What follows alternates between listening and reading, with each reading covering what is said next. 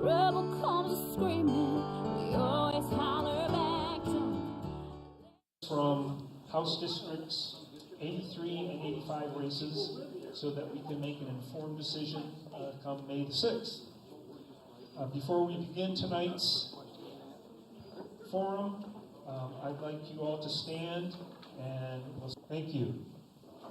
I have many announcements before we begin, but one thing that I would like to do is to acknowledge the other candidates who have come here to meet and greet us. And if you could stand up and introduce yourself to the crowd. If you want to come up here and use the mic, that'd be great. But Mike? I'm Mike Loomis. I'm running for prosecutor in the primary. Thank you. Mike Loomis, running for prosecutor. Hi, Jim Posey, running for the Allen Superior Court Civil Division Judge. Thank you. Thank you, Jim. Anyone else? On April the 7th, I believe, is the last day to register to vote for the May 6th primary. And then I believe absentee ballot voting starts on April the 8th, the very next day. On April 21st, Congressman Marlin Stutzman will be here at the Classic Cafe. He's going to give presentation on what has been happening in Washington, D.C., in case you don't watch the news.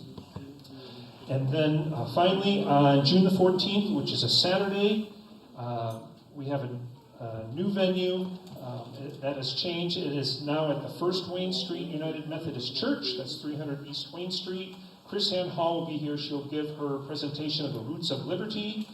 It is an actual 5-hour program. It starts at 9:30 a.m. We're going to ask that you pay $10, which will cover lunch, and the booklet that Chris Ann will give to each person who attends. There's flyers over there on that table near the restrooms. Right now, I'd like to have someone pass the bucket around the room.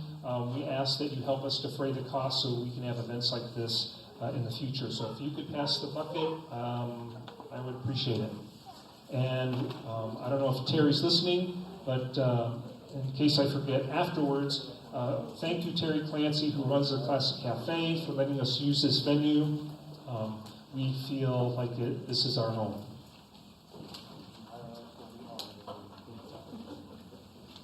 If for those of you that have, I think is it Comcast Cable and Verizon Television, the Fort Wayne 912 presents a show called Pardon? Where's Steve? Right here.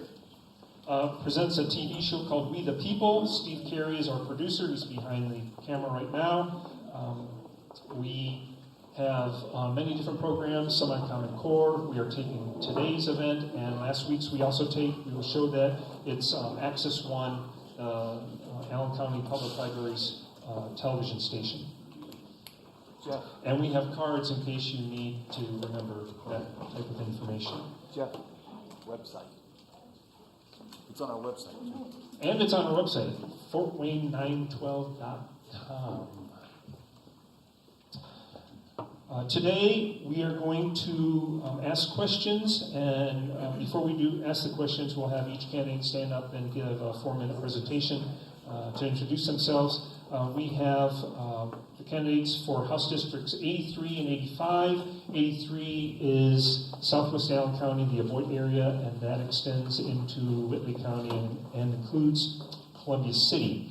The candidates for House District 83 on the Republican side are Kathy Hewer, who is the incumbent and who has chosen not to attend. She was invited, but she decided not to come. Christopher Judy, who is here, and as far as I know, there is no Democrat running for H83. Pardon? Not at the moment. Not at the moment. You know someone will appear by November. House District 85 is the east side of Fort Wayne. It extends all the way up to Leo, and it includes New Haven and Woodburn. Anything else? There's a thumb that goes into Fort Wayne, actually, along State Street. For some reason, we won't call that gerrymandering, however. The candidates On the Republican side, for that are Denny Warman, Casey Cox, and Ken Canablo. Yes, Did I sir. say that right? Yes, you did. Thank you. Awesome. I do learn things sometimes. Okay. Just by the way you're seated, we'll just start from the left and work our way down the right. Or do you want to use this? That's fine. Okay. Might be better. Yeah, my name is Denny Warman, running for state representative in the 85th district. Just kind of tell you about my family. My mom, she was in politics too. She was a state representative from 1976 to 1978. My dad was there before that, and my mom took a seat for a while. Then my sister, because she was a graduate of Leo High School, got out of the position, and we had talked to Phyllis Pond, and Phyllis Pond had the interest in taking that position. That's where Phyllis Pond came from. So we worked with her for quite a while. We worked for many years. We worked with Phyllis Pond. And as the time went by, we thought maybe she might be getting out, and we thought maybe she might be thinking about taking, leave that seat now become available. It was hard for her to get out. It was very hard. I know and that's just like anybody else is in politics. It's very difficult. So basically what it is, I told Phyllis we'd still run, and she said it was okay. Then we'd at least keep our names up there. We'll work with her when the times did come, and she did not and she made the election. We always told her we'd be there with her, and we would support her, and we did. Phyllis Pond was a very lovely lady. We spent a lot of time with her, and a lot of people don't realize that. They think we were totally against Phyllis. That was not it. Phyllis Pond and I had only two differences that we actually looked at. That was the fact that I was against abortion, and she was pretty much a little bit for abortion. So I've got a strong heart for the right to life. And the same thing in some of the other things she pretty much, like I said, she followed from there on out. But we kept trying, and when we knew she got out, it was time to step our foot in. What happened is during that election that came up, there was have to be appointed. We have to go through the process of appointing because she had died during the time she was in office. So no matter how we looked at that, it was the precinct committee that was going to be voting, and Dennis, I think it was David Heine, and some of the others I've talked to had a lot of difficulty and very, very frustrated over the issue because of the fact that we only had probably maybe 7, maybe 9 elected people who could actually vote for us in our district. So that was kind of a thing we just have to set with and work with and do the best we can and try to show the best we can show to all the people around what we really need to do and how we need to present ourselves and prove a point. But basically what I focus on right now is I have my feelings on the marriage between one man and one woman. Yes, one man and one woman. It'll always be that way. I come from a Christian family. It should have went to the floor. It should have went to the vote of the public. The voters should have the right to put it on the ballot. That's where it should have been. And I would do everything I can to put that back where it should have been to begin with. Second thing is, I support the right to life. Definitely support the right to life. No matter how you look at it, no matter how you see it. I got discussing that with the media a while back here. I said, boy, this is a good discussion I had with you. Just guess what? I probably wouldn't have been here talking to you about that. My mom would have been for abortion. So, you kind of think about things like that. What are we here for? I like one of these cartoons I was looking at one time, and the guy was frustrated. He looked up above and he looked up at God and said, "Why, God? Why? Why is it we can't get the cure for cancer? Why can't we solve these problems of the days we want to solve it?" God came back to the guy and says, "Well, if you wouldn't have aborted those people, maybe you might have had them." So we take a look at those kind of things, and we got to value those kinds of issues. So like I say, my main objectives are, I'm a very strong Christian. I believe in Christianity. I got a Christian family I came from, and we support all these types of things that the Republican Party should be supporting. The Republican Party needs to go back to their ethics. They need to get back to the principles. They need to follow what we originally were taught to be. We have to create a true Republican Party, is all I can tell you. And if we don't do that, we're going to continue to fall back further and further and further. It's time that we wake up as Republicans. Thank you.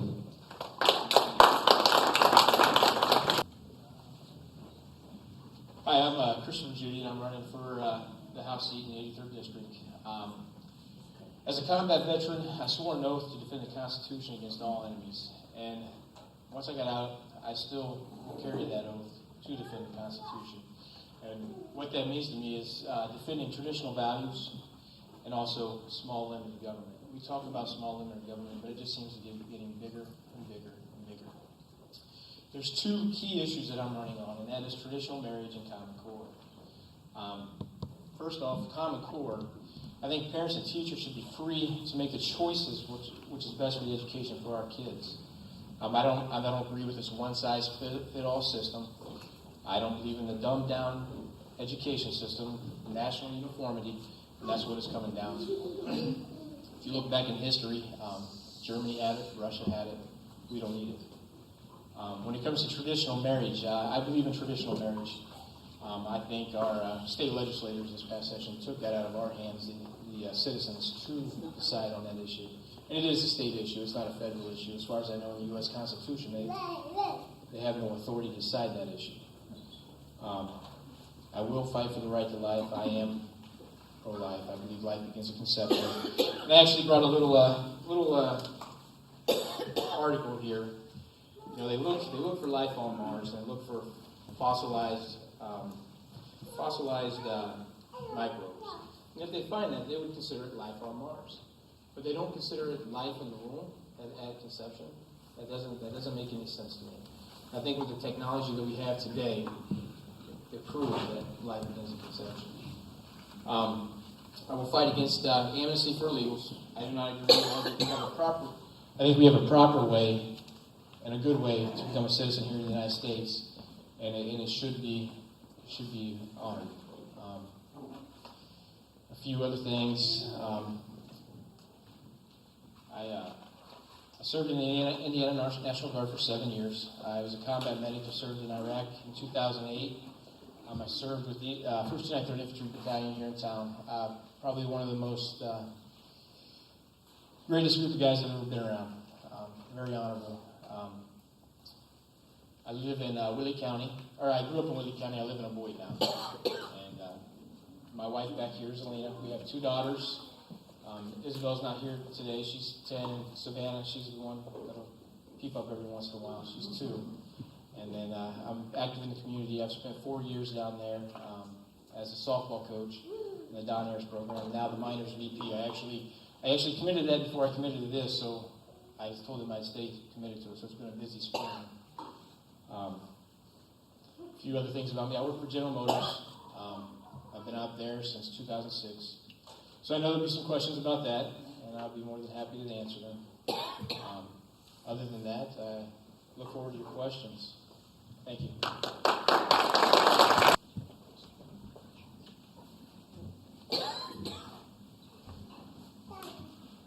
Ladies and gentlemen, good evening and welcome. Thank you very much for coming tonight. I thank the 912 organization for this invitation. I appreciate it. My name is Ken Canablo, and I'm from Woodburn. I've been a lifelong Republican voter and have been a delegate to the state convention. And now I've decided to throw my hat in the ring in order to become a citizen legislator. I'd like to just briefly touch on 2 topics and then leave you with a short message. Topic number 1, who are you, Ken? Some background. My dad started an excavating business, Herman Canablo Construction in Woodburn in 1952. I'm the oldest of 5 children, so my mother said, you're going with your father.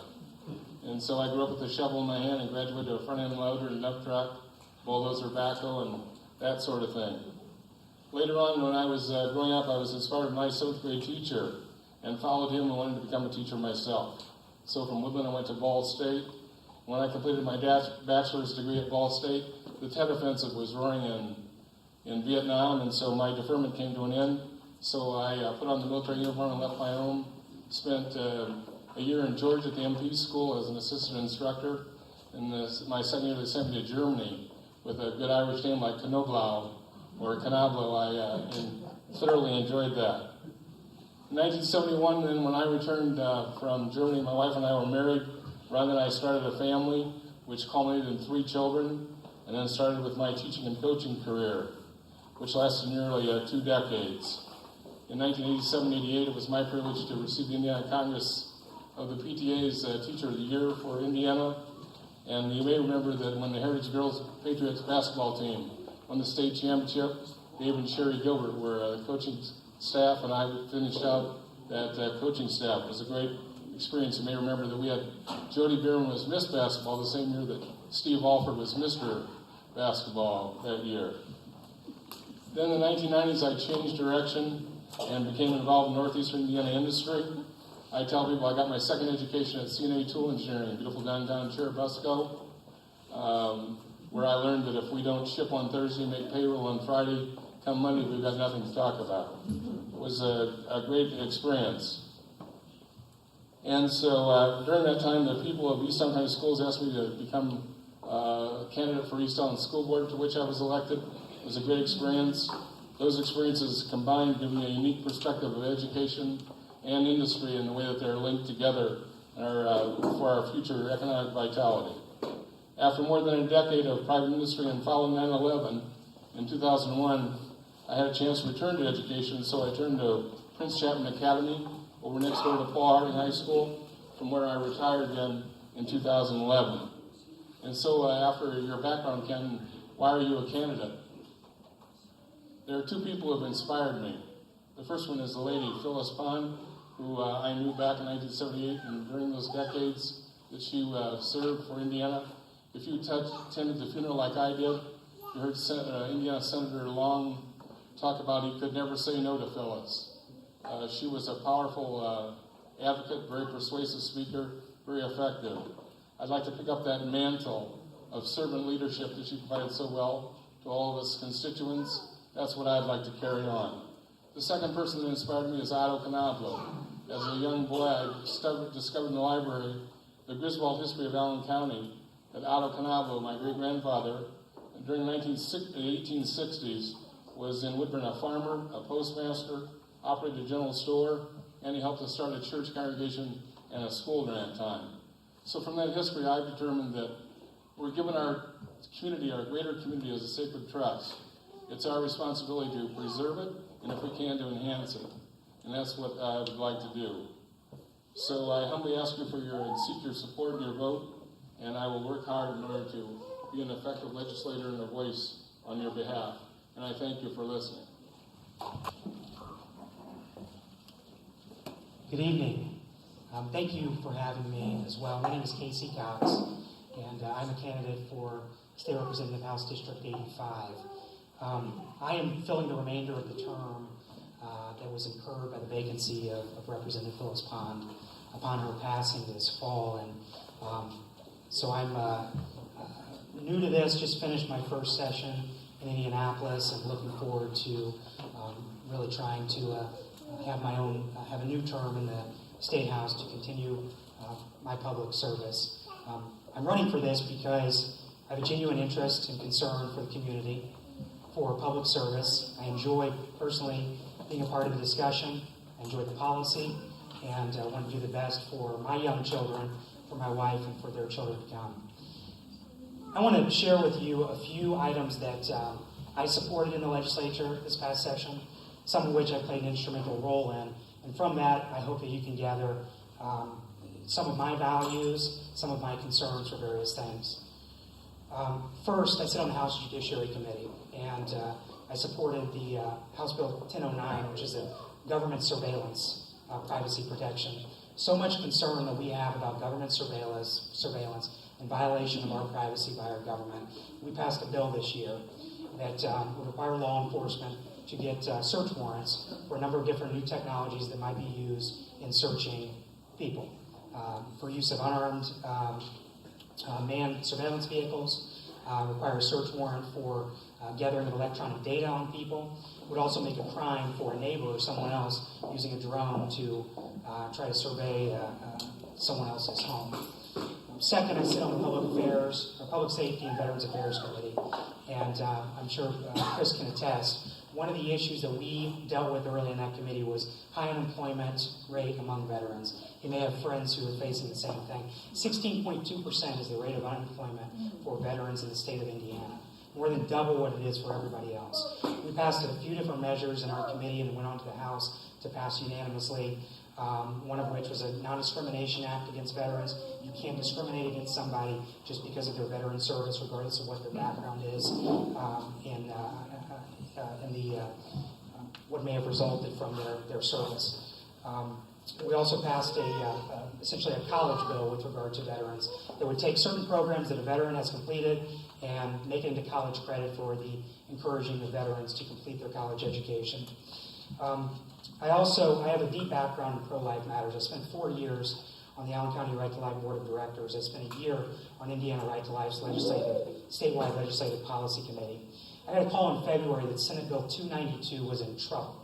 This was Indiana Right to Life's #1 priority. It has to do with admitting privileges, which we already have by ordinance in Allen County, and has resulted in 0 abortions in Allen County since January of 2014. We had a similar bill to take that statewide. It wasn't going to get a hearing before the Public Policy Committee. Martin Carball, Representative Carball, and I found out about that. We got together with the Speaker of the House. We talked with the Public Policy Chairman, and we got that bill a hearing. And it passed the committee, passed the House, passed the Senate. It's going to be signed into law by the governor. The final bill I'm going to share with you is one that I actually opposed, and I was the only resident, the only legislator who lives in Allen County to oppose this bill, and that was House Bill 1346, Single County Executive. I opposed that bill because I thought that it's fine to have a discussion about government efficiency and structure, but what we really need to do is look at representation, particularly for the rural parts of Allen County, so that Fort Wayne doesn't absolve everything. And my fear with the Single County Executive Bill, it's going to be on the ballot in November, is that it's going to lead to Unigov, and so I was one of the few to oppose it. Thank you very much for having me, and I appreciate it. Thank you, gentlemen. I have the questions here. If you were here last week, you might have heard some of them before. We're just going to start on the left. We'll start with Denny and work our way down, and the next time we'll start with Chris, and so on. Regarding invocation of state sovereignty under the 10th Amendment in response to legislative or regulatory disregard by the federal government for citizens' rights under the First, Second, and Fourth Amendments. That's kind of a tough question right there. You know, my personal feeling is that people should have the right to make their own decisions, do what they want, keep the federal out of it. Make it just a state issue only. You know? You're speaking to them, not me. Make it just a state issue only. Keep the federal out of it totally. That's my opinion. Yes, I actually am for nullification. I think it is the state's duty to nullify unconstitutional laws. I think James Madison, Thomas Jefferson, the Virginia and Kentucky Resolution, they pretty much spelled that out, and that's how I feel about it.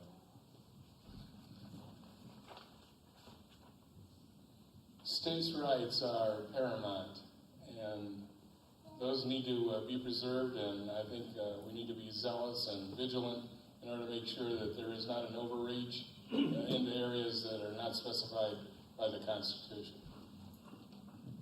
Thank you. I think we've gotten away from the 10th Amendment, and really it's an issue that unfortunately the federal government and the courts, the federal courts, have pushed states away with regard to the level of significance that they give with regard to the 10th Amendment. I think with regard to nullification, if we're going to go down that route, it has to be a team effort from the state. What I mean by that is, first thing that people are going to do is the federal government's going to raise concerns about the constitutionality of it. They're going to try to kick it down that way. And so we have to be able to have, let's say, the Indiana Attorney General giving an opinion that indeed this doesn't violate the supremacy clause of the U.S. Constitution. And I think the state has to be united in its effort towards defeating whatever federal encroachment might be there.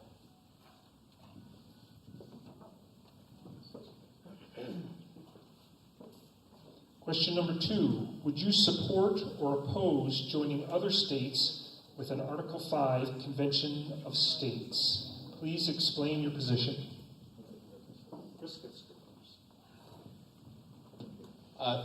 The Article 5 Convention of States concerns me. And the reason why it concerns me is that you know who George Soros is. Him and many of the leftists are pushing for this also, 2020 convention. The whole process of it concerns me if it would open up our Constitution to actually, once it's done, it's no longer looks at our Constitution. I go back to nullification, and the reason why I go back to nullification is the 17th Amendment. If you know what the 17th Amendment was, is it pretty much took away the checks and balances that our state legislature had on the federal government. It turned the senator's position into a popular vote instead of being appointed by the state legislature. And it essentially pretty much killed our bicameral government. because no longer does the state have a checks and balance on the federal government. And that's why I do support nullification. I have, if it is decided that it goes to a constitutional convention, I hope it's not a runaway. And that's my biggest concern. I think we have a beautiful document now that is our Constitution, and they don't abide by it in Washington. What's a few more amendments for them to ignore? That concerns me. I think we need to elect public officials that will abide by the Constitution.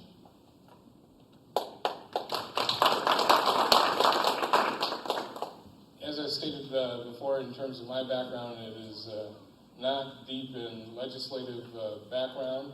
It is, I have heard Senator Long in the media talk about the possibility of a convention and know it only within those limits. And it is something of which I'd be open to and anxious to receive some additional information. I too have concern about a runaway convention. There was a bill filed this year that would continue to set up a framework for an Article 5 convention. I asked the Judiciary Committee Chairman not to hear it. I don't think there's a lot of appetite for it. However, I do think states should put in place safeguards against a runaway convention, like Indiana did last year, which would make it a felony if delegates that were sent from a given state didn't follow that state's directives as to the given issue, such that in Indiana we may not want an Article 5 convention if 2/3 of the states want it. We might be drawn into it, and so that's really where I think the discussion should be right now, is making sure that those safeguards are in place so that if someday there is a constitutional convention called, there is some safeguards that are potentially put around it. Yeah, I agree with Casey Kasem. I agree that it needs to be nullified. It needs to be taken totally away. You take a look at what I passed out here in the 28 fundamental principles of Founding Fathers. We need to look back at what the Founding Fathers said and what they said to be aware of and what to watch out for. So we need to really nullify that. This question is related, considering that the President Pro Tem seems determined to have a convention of states. I think the matter is not going to disappear soon. What is your opinion on encouraging the Convention of States team from Indiana, if one would occur, to submit several critical amendments for review and eventual ratification, rather than limiting amendments to one or two, like Senator Long has talked about? So I guess the question is, what's your favorite amendment that isn't an amendment yet?